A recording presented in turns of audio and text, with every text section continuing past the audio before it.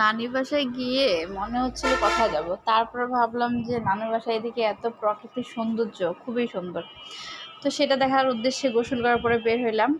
যাই হোক, এত ঠান্ডা পরিবেশ, নিরিবিলি পরিবেশ, কোনো রকমের যানবাহনের শব্দ নেই। সিরিয়াসলি, মানে যখন আমরা বাইরে থাকি তো এত যানবাহনের শব্দ, বাট নানি বাড়িতে কি যে একটা শান্তি। আর এই যে পুকুরটা, এটা সেই আদিমকালের আমার নানি নানারা গোসল করছিল। তো আমার কাছে মানে খুব স্মৃতিময় একটা জায়গা। যদিও আমার কখনো পুকুরে নামা হয়নি, বাট ইনশাল্লাহ আগামীকালকে পুকুরে নামবো। পুকুরের গভীরতাটা অনেক বেশি, অনেক বেশি।